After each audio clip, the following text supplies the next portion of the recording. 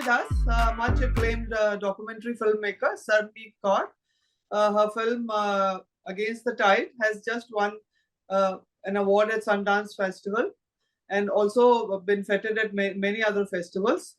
Right now, it will be showing at Mami Film Festival. Welcome, Sarvnik. Very unusual name. First, we come to your name. Yes, I'm sarvnik@gmail.com. So there are very few people who have their first names on Gmail. And seems like I'm the only Sarvnik. My parents just came up with this name, I believe. Sarv is Sarv from Sanskrit, which is all. Nik is someone who's liked. So someone who's liked by everyone, which I think is a big baggage to carry for a woman raised in India, like, as if we are not trained to anyway become likable and be palatable all our lives, and then to have the name that, yeah. Yeah. We are actually trained to be, to be likable. Yeah. Not, yes. Okay, we'll come to the core part later. I just finished watching Against the Tide, and a lovely, very moving film, and very, informative as well. But for someone who, like me, who doesn't know much about, this about Koli fishermen. So how did the idea come to you? Nonika, there was a coastal road that was coming up in Bombay that was going to connect South Bombay to the northern end, the mainland. And the story in the newspapers back in 2016 was how the coolies were going to be displaced from their villages. And I was at that time working in Kashmir, and my film was looking at music of resistance in Kashmir. People recording their memories of living in a highly militarized zone, and the pain and the trauma of it through their music. And the film kind of traces the historical roots of recording your memories, your lived memories, into folk form. So it kind of draws a parallel between 400 years of tradition that has kind of been followed in Kashmir, where people have recorded their lived memories in folk forms, turned them into poems, into songs. And while I was in Kashmir, when I read about this story, I just thought that people are so incidental, like, and their experiences, lived experiences, are so incidental, because people get displaced all the time. People get displaced in the name of nationalism, and if it's in Bombay, then it's in the name of development. And there is some idea of a collective that is at play, which everyone kind of this pill we have swallowed as a society, and we forget that collective is made of individuals. So everyone's experience is basically the narrative of our times that we are living in. And my own personal history of a displaced family at the time of partition. My grandfather came from Pakistan, and then 1984 riots happened when our house was burnt down. So it did take them about 2 decades to, build a house again, a pakka ghar, a house that they put in This Delhi. incident happened in Bombay or Delhi? In Delhi. And so I was 1 year old at that time, and I've grown up with these stories. I've grown up with the stories of trauma, of displacement. My grandfather, when he died at the age of 85, he was still dreaming of home, and his home would always figure as his mother, who he can't reach. Like, he would keep running after her, and she would just keep moving ahead, and she was never in his reach. So I was very close to my grandfather, and this personal kind of history of passed down trauma, and I thought of it really as a baggage. Like, I wanted to distance myself from it completely.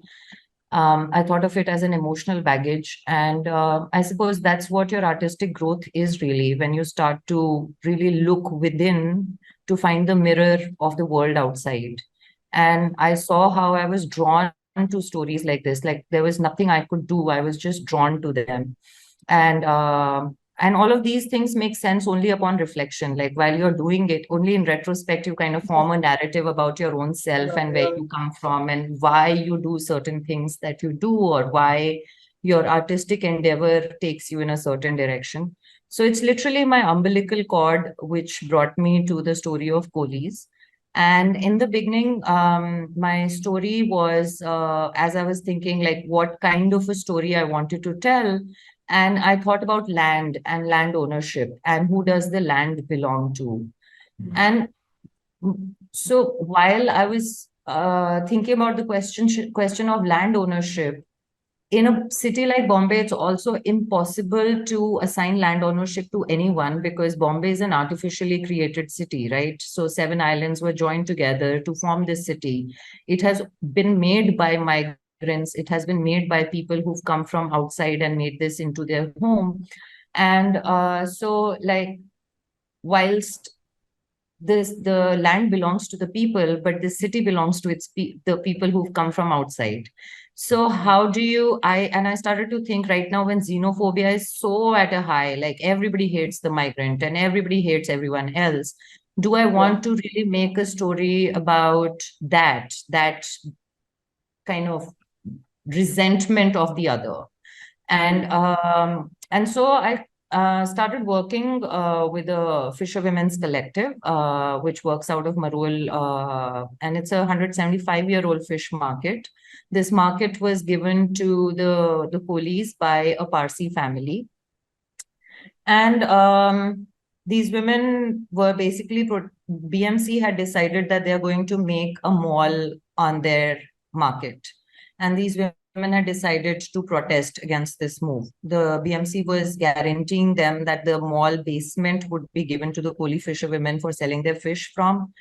And this market has literally been something that ties Kolis off the rest of Maharashtra to Bombay. So women from Palghar, like really distant places outside of Bombay, travel and spend night at the market and then wake up the next day and sell their fish. They sell dried fish mostly. The situation of the market was really bad. Like, there was no sanitation, there were no toilets for the women. Women had to fight to get a boundary wall done, so for their own security. They would keep watch at night, like somebody would stay awake so that the safety of each other was taken care of.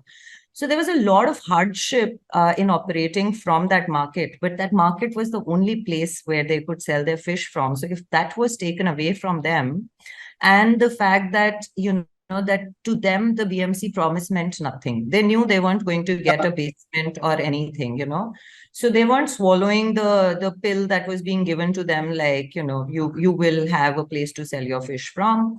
And they decided to protest.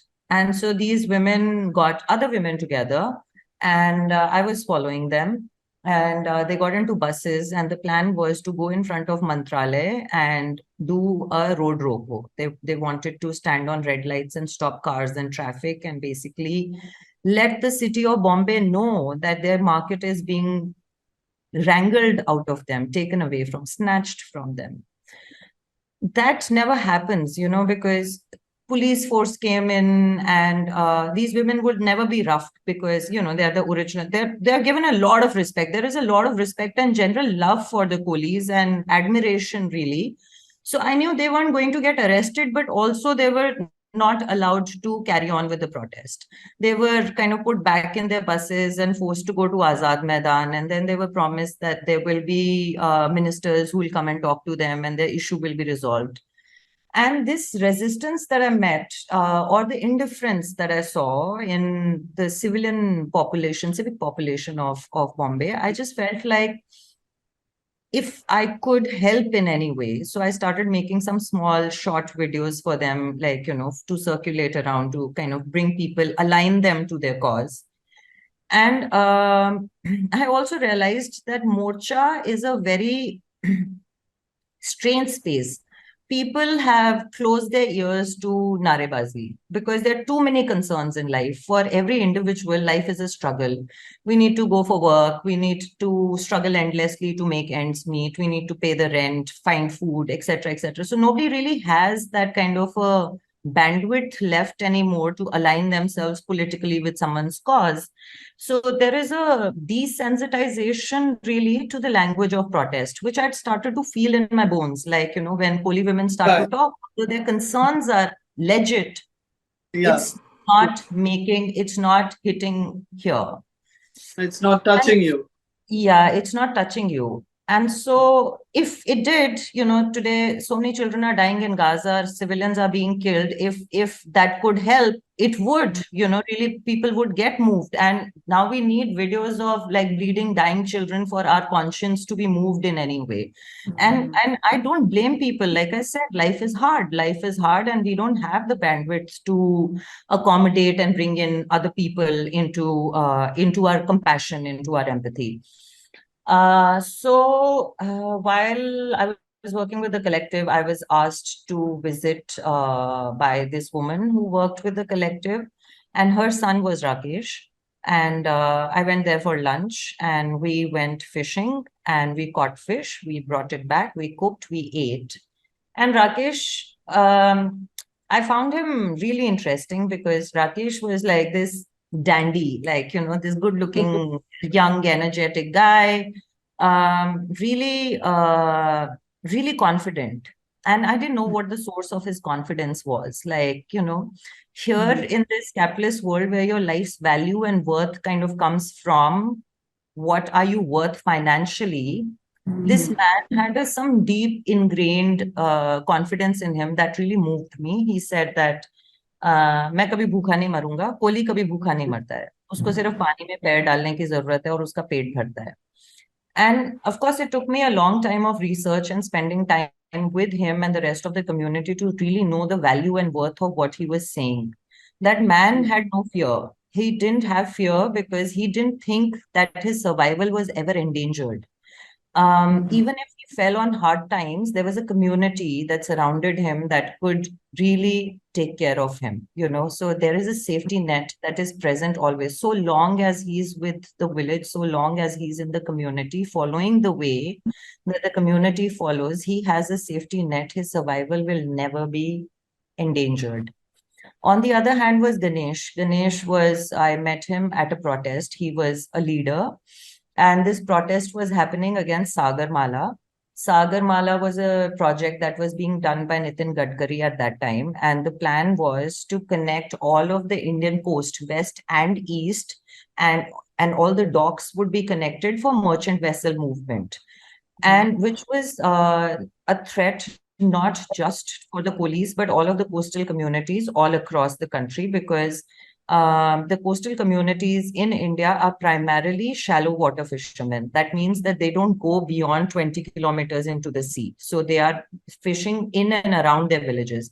So if all the docks were to get connected and merchant vessel movement started to happen, it would mean that they are not going to have access to their farmland. They call sea their farmland because they don't really go into Atha, eternal sea, really endless sea. They are literally, fishing right next to their villages on the coastline.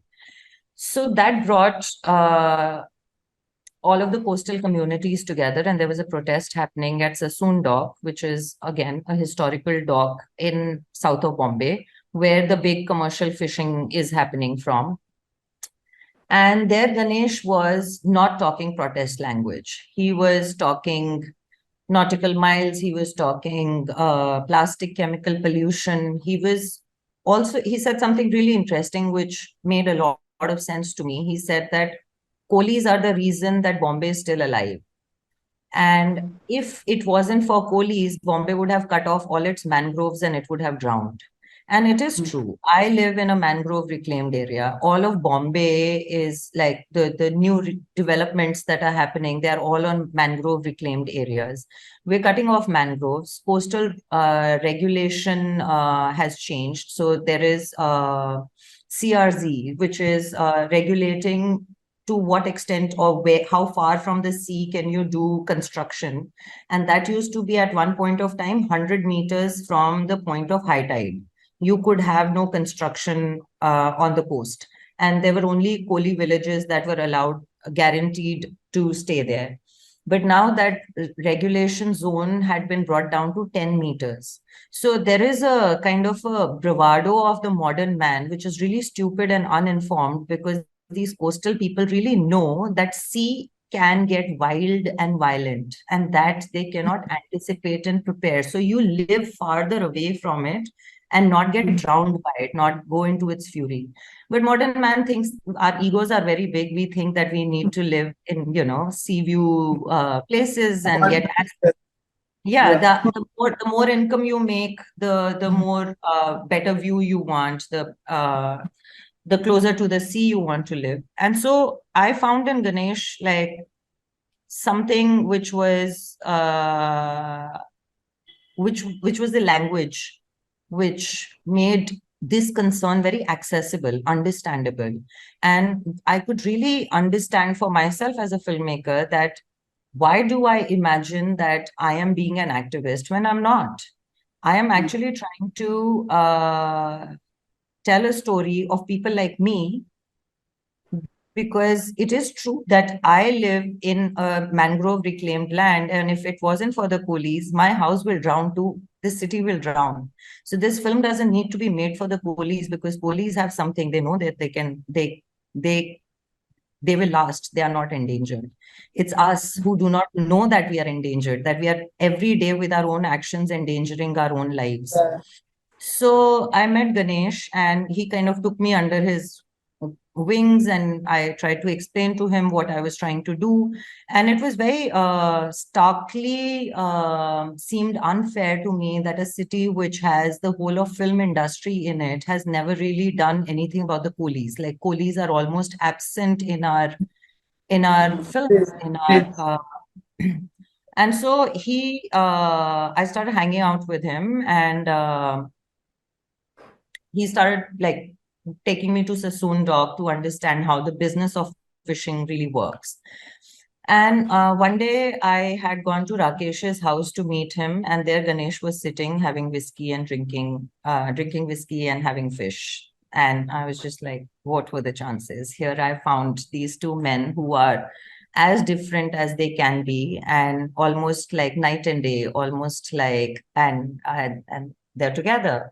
So over the course of next year or so, I sat and I drank a lot of whiskey with them. I would, and I would just put my camera. We weren't really filming. I would put my camera, and I was very curious, or actually deeply moved by their conversations, because to me it was very evident that they both loved the sea. To me, it was very evident that they both loved their Koli identity. Otherwise, there was no reason for Ganesh to have come back from Scotland to take back his father's boats. He was educated in finance, he got a job in a bank, and that's what the dream is. The dream is to have that Western way of life, or to have whatever developed way of life. But this man left his job and he came back to Bombay. He's taken over his father's boats, and he also has a sort of an activist in him where he believes that he cannot grow alone. He needs to take his whole community with him.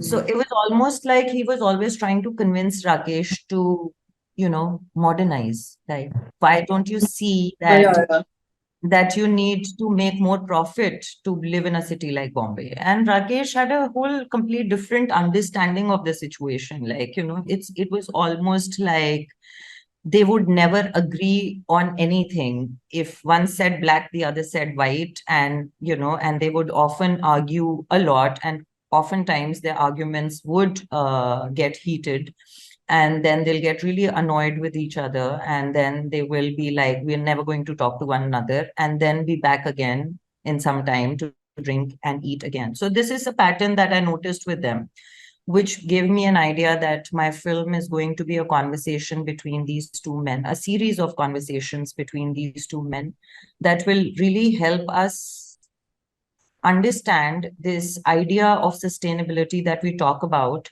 and see it from both perspectives. On the other side, the question for me was, where do I mount my camera? Where do I put my camera on the story? Where should the camera be?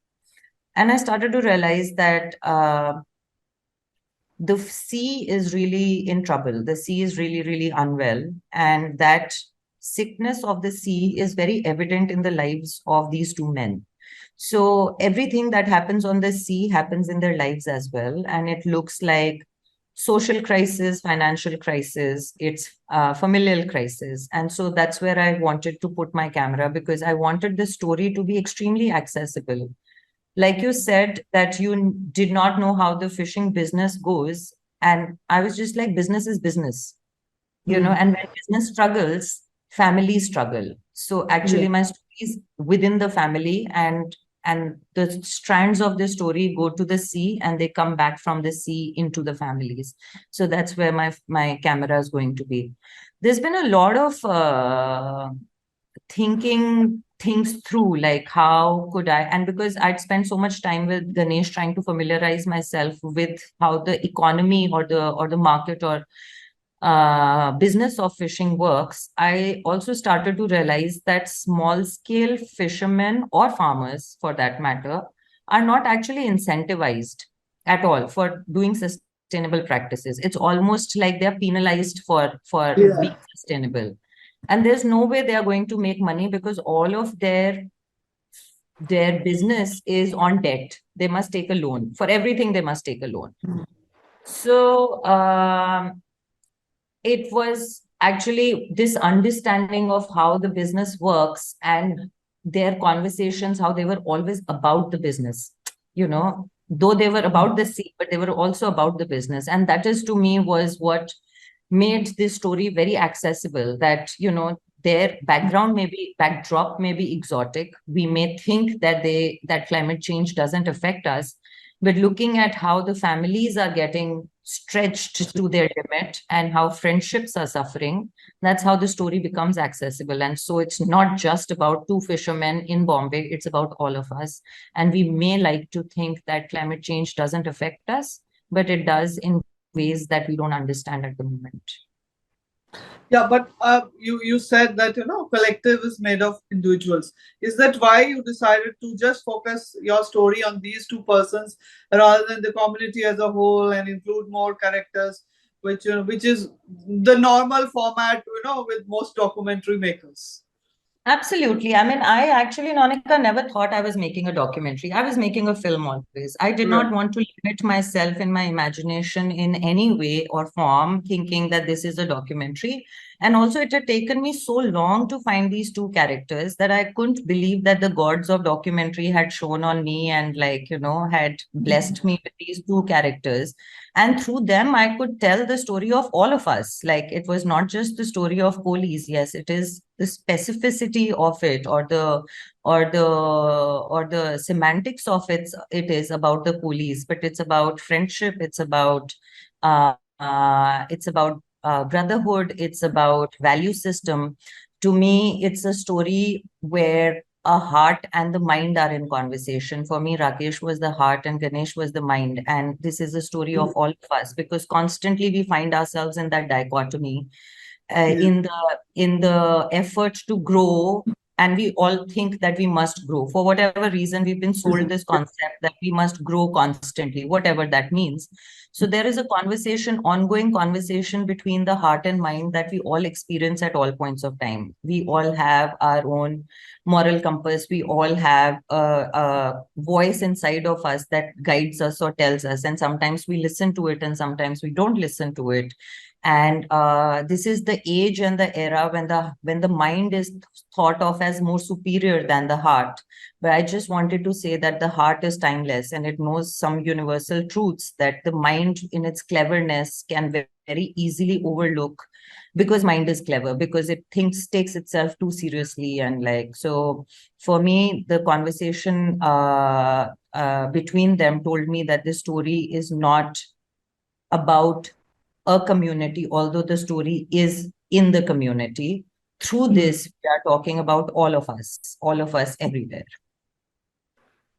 Yeah, in fact, the way these two-person story runs, almost parallel to each other, as you yourself said, with different perspectives. One is educated, highly educated, and one is a regular person. So, and at some point, I thought maybe it even appears scripted. So you just stumbled upon these two characters. I mean, like, was that good fortune kind of a thing?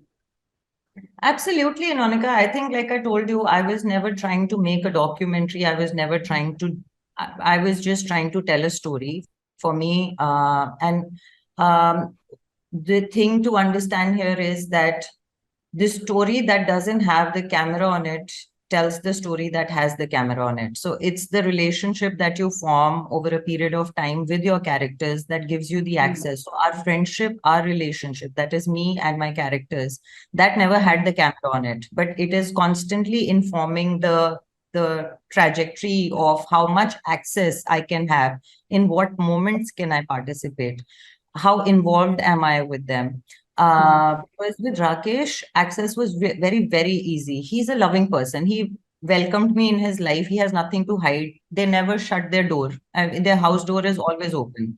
So, often I would walk in with my crew at 5 in the morning and they're all sleeping. I could really put the camera and see the family waking up, and you could really be with them. And because he had no kind of this, uh, filters.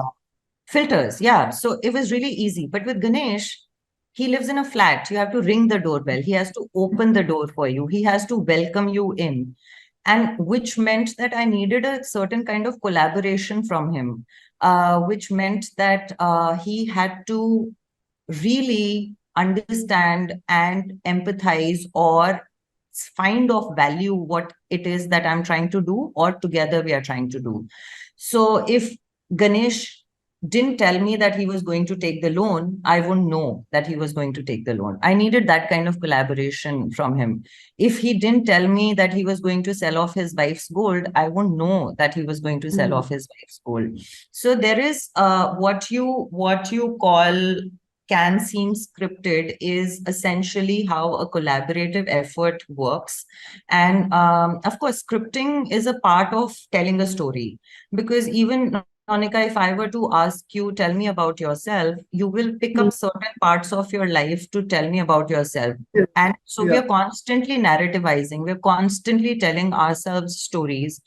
And Mm, for me, where I came from emotionally at the place where I was at, I was really suffering from some deep lack of love for life. And mm, while making this film, while narrativizing their lives, I was narrativizing my own life as well. I was now beginning to pick up moments from my life, which to me were a lot more pleasant and could lift me from that place of deep, deep depression or mm. lack of love for life into wanting to live again, because I could tell myself a new story about myself. So when we are at it, we all tell stories to ourselves also. That's the story of our lives. So I was constantly writing, but these were events that were happening in their lives. And that's what crafting, because I'm not reporting. So, it's not like Yeah, if I told you chronologically, this is what happened from yeah. the time I picked up the camera to the time I ended filming, that Mm, chronology is of no use to anybody, because I can never tell the story of everything at all at once. So we can't tell ever the eternal story, and story is limiting in that sense that you have to put a frame around it and you have to include certain things and exclude other things to be able to tell something which makes sense and is moving, deeply moving. And also storytelling so beautiful, right? We only yeah. get to empathize with one another when we see reflections of ourselves in somebody. And I was just wanting that it should be a deeply empathetic film. It should be a film where you don't feel like you're watching someone's life, but actually start to, at some point of time, that barrier breaks and you start living their lives, feel their anxieties, feel their stresses. But when you're entering into someone's life, there is always a danger of being exploitative or being, if not exploitative, of course you always had good intentions to tell their story. Maybe a little too intrusive. How do is there any footage that you had to cut down because you thought maybe you were being a little too intrusive here? This is because there's no rule book, no, Monica, like of what is a good documentary practice. This you're always Yeah. being driven by your own internal moral compass. Like, you are trying to find, so spending 6 years with someone and having access to the most intimate moments of their lives, where at times you would feel like you shouldn't breathe, because if you breathe, the moment will get disturbed. That by itself is an immense privilege. So when you walk every step of the way knowing that this is a privilege, this is a rare privilege, everybody doesn't get it. We don't give that kind of access to even our siblings or our family or like anybody, then it's an immense privilege. And I don't have to force myself on any given moment, because life repeats itself. So even if I miss a moment today, likelihood is this similar thing would happen tomorrow again and tomorrow again. So, like the baby being unwell, there were many moments of hospitalization when I just didn't feel like picking up the camera. I just didn't feel, it felt intrusive. It felt like I wanted to just be there, supportive as a friend, as a well-wisher of the family, rather than just the filmmaker who's there to peck on. And see, one thing, Nonika, is that nobody's stupid. If you disrespect someone, they are not going to They let you. know. They Yeah, know. they're not going to let you in. So there is, as you, the power dynamic on paper is very much where, you are wielding the camera, so you have the power, but there is also the power of the character. If the character says no, your Yes. film's done. You could have spent 10 years making that film, 15 years making that film. It's done. So it's a constant process of negotiation. It's almost like living your life. Um, and in that, being always being aware and knowing that their humanity, their purpose is their life, and your purpose is of no concern to them, and as it should. So you Yeah. have to be of value to people who you are with. You have to be a genuine, honest person, human being, and participate in their lives in that way, rather than just a storyteller who's trying to extract a story out of them. But by following the individuals, do you think the bigger issues somewhere do not come out as pressingly as they would if you were just following the issue? Um, like I said, there is no dearth of issues in this world, right? Wherever human life is actually very political, and I think my film's journey and or the reason for telling my film was the spiritual vacuum that we've reached in our lives. We've reached, and that's why the film is political, because questions of relationships or life, personal choices are always political. So you can tell a story by telling a story rather than reporting an issue. I wanted it to this whole idea of climate change, which for us is a very alien idea. I wanted that to creep under your skin, that you cannot deny it anymore. And so I don't know whether it is of service or disservice to the cause, but if you tell a story where you can invoke empathy, I think the issue gets addressed a lot stronger, for lack of better vocabulary at the moment. Yeah. But considering that India is a country where documentary viewing is never on people's viewing list, is rarely. I mean, now of course with the arrival of OTT platforms, some documentaries are gaining traction. But by and large, we are not a documentary viewing country. So, as a filmmaker, how do you, I mean, kind of face this challenge? I don't know. I mean, there are issues which are like distribution is an issue. Finding distribution, not just here, even internationally, because internationally maybe our stories aren't that important. But India is a country where if you pick up a pebble and you throw in any direction, you'll find a story, because we are a country constantly in flux. We are transitioning all the time, so things are changing constantly. The people in the lower middle class are rising above, somebody is then getting thrown further into poverty. Things are just constantly in a flux, and it is immaterial to a certain degree that there is no structured avenue for the distribution of the film, because you as a documentary filmmaker are constantly finding ways to engage with the audiences. Like with my first film, despite the film getting a national award from the President of India for Best Debut Direction, it was not allowed to be broadcasted on Doordarshan. Doordarshan basically behaved as if the film did not even exist, Okay. and they completely ignored it. So we had to find an avenue to engage with the audiences despite that. So what we did, me and my co-director did, we started touring universities. We started going to different universities and screening the film for students. We started sending out the film to film clubs. There is a lot of curiosity. Maybe in the mainstream narrative, people like to talk about how there's no viewership. I would beg to differ, because I've had houseful screenings of people. Of course, I've screened the film for 2 people also in a hall which had 200 people capacity. Only 2 people turned up. That is also a reality. But I have also experienced where it's been packed. So it's a tough one for sure. But like I said, that's why making stories more accessible, because we always think of documentaries as something, oh, we are going to get bored. Yes. So taking it away from that space of, oh, we are going to get bored, and telling actually legit story where you literally, for me, it was like where you literally should not be able to say that, oh, did I watch a documentary or did I watch a fiction?